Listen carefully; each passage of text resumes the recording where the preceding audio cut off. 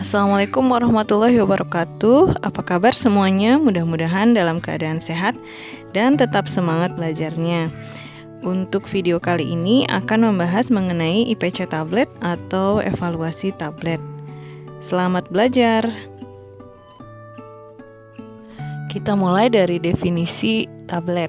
Tablet menurut FI4 adalah sediaan padat yang mengandung bahan obat dengan atau tanpa bahan pengisi. Seperti sudah dipelajari sebelumnya, ada dua metode pembuatan tablet, yaitu metode granulasi dan metode kempal langsung.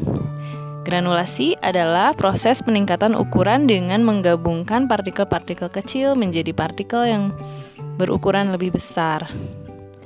Nah, pada prinsipnya, pembuatan tablet dengan metode granulasi ini adalah untuk memperbaiki aliran massa cetak sehingga tablet yang dihasilkan akan homogen.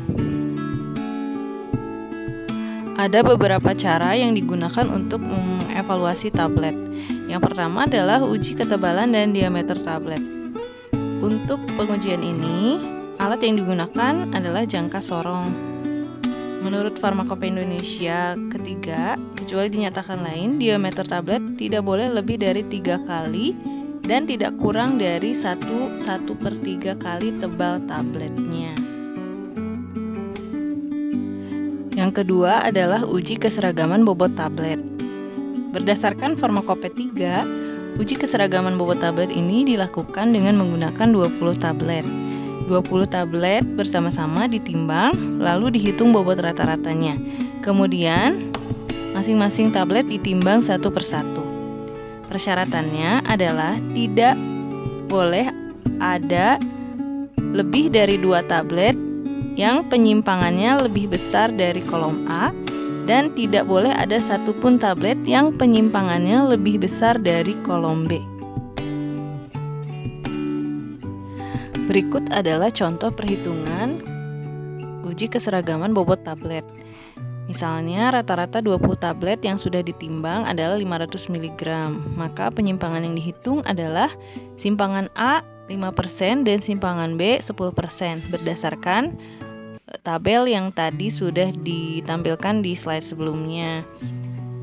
Kita ambil yang 5% dan 10% karena rata-rata bobot tabletnya itu adalah lebih dari 300 mg. Kita hitung simpangan A sama dengan 500 mg dikali 5% sama dengan 25 mg. Kemudian kita hitung simpangannya 500 mg dikurangi 25 mg sama dengan 475 mg dan 500 mg ditambah 25 mg sama dengan 525 mg. Jadi berat tablet yang memenuhi syarat itu adalah 475 sampai 525 mg.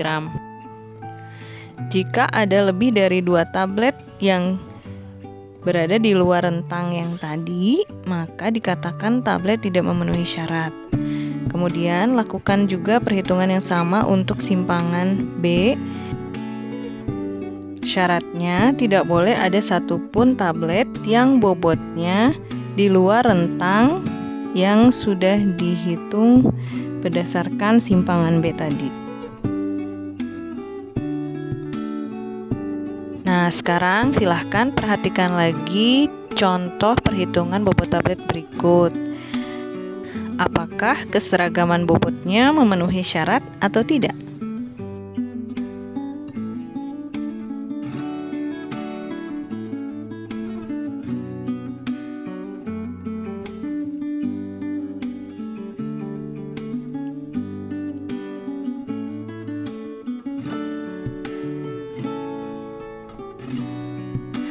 Selanjutnya adalah uji kekerasan tablet.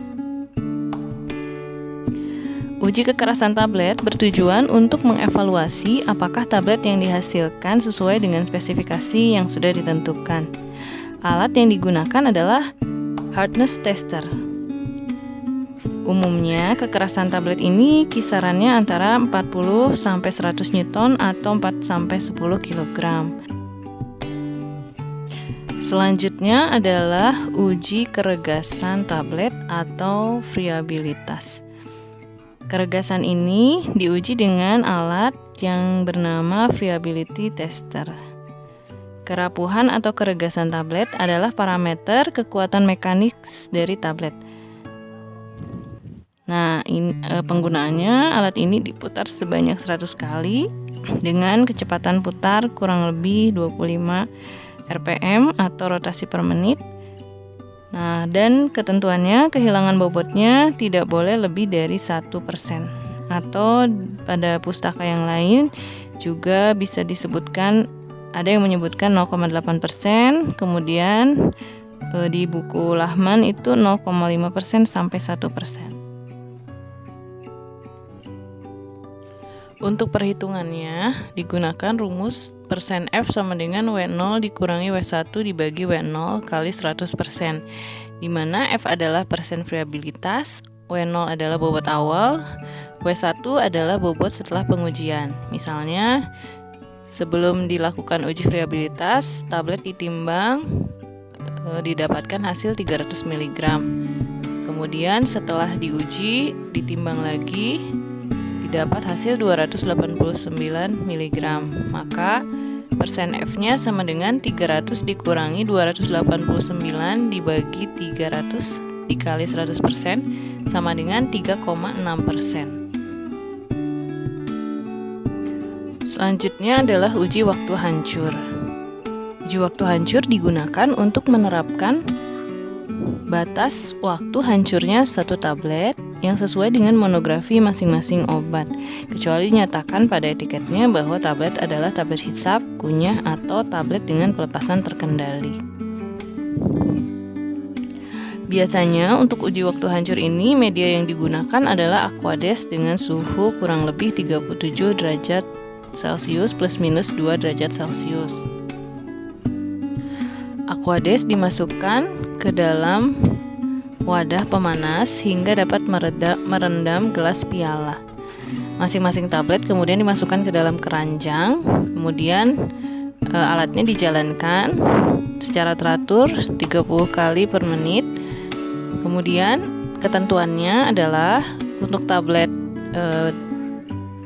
non-salut itu tablet harus hancur tidak lebih dari 15 menit. Sedangkan untuk tablet salut waktu hancurnya tidak boleh lebih dari 30 menit.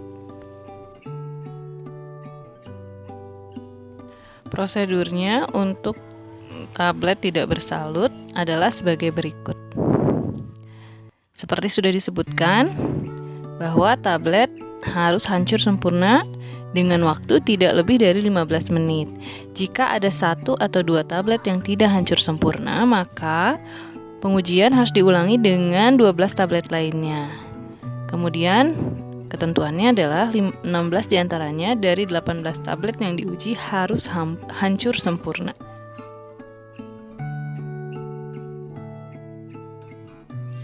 Untuk tablet bersalut non-enterik, prosedurnya bisa dibaca pada slide berikut. Perbedaannya dengan tablet yang tidak bersalut adalah penggunaan media Aquades. Ini untuk salut non-enterik diganti dengan menggunakan cairan lambung buatan. Dan ketentuannya adalah semua tablet harus hancur sebelum 30 menit. Dan jika tablet tidak hancur sempurna, maka media dapat diganti dengan cairan usus buatan. Untuk tablet salut enterik, bisa dibaca prosedurnya pada slide berikut. Perbedaannya adalah di sini menggunakan cairan lambung selama 1 jam, kemudian diamati tablet dan tablet tidak hancur, retak, atau menjadi lunak. Kemudian setelah itu pasang kembali tablet, kemudian menggunakan media cairan usus buatan selama jangka waktu 2 jam. Setelah itu tablet diamati dan tablet harus hancur sempurna. Pengujian selanjutnya adalah uji keseragaman sediaan. Sebetulnya uji keseragaman sediaan ini mencakup uji keseragaman bobot dan uji keseragaman kandungan. Apabila zat aktif di dalam sediaan tablet berjumlah 50 mg atau lebih, yang merupakan 50% atau lebih dari bobot sediaan, maka dilakukan uji keseragaman bobot. Namun apabila zat aktif kurang dari 50 mg atau kurang dari 50% bobot tablet, maka pengujian keseragaman sediaan dilakukan dengan uji keseragaman kandungan. Uji keseragaman kandungan dilakukan dengan menetapkan kadar 10 tablet satu persatu sesuai dengan penetapan kadar dalam masing-masing monografi. Contoh metode penetapan kadarnya misalnya dengan volumetri, dengan titrasi, kemudian bisa juga dengan menggunakan instrumen HPLC atau spektrofotometri UV visible, dan lain-lain. Selanjutnya, yang terakhir adalah uji disolusi. Uji disolusi dilakukan untuk mengetahui secara in vitro pelepasan zat aktif obat dalam sediaan. Jadi, pengujiannya adalah dengan menggunakan alat pada gambar, kemudian diambil sampel dalam beberapa rentang waktu, kemudian diuji secara kuantitatif. Uji disolusi pada umumnya tidak dilakukan sebagai in-process control, tapi sebagai evaluasi setelah selesai proses produksi. Berikut adalah video mengenai evaluasi tablet. Silahkan disaksikan ya.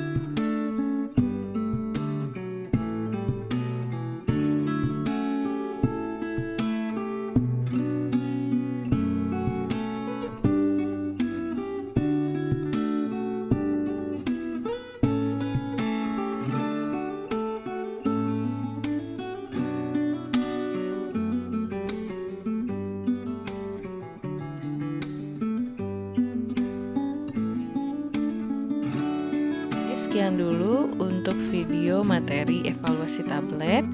Sampai ketemu di video materi selanjutnya ya. Assalamualaikum.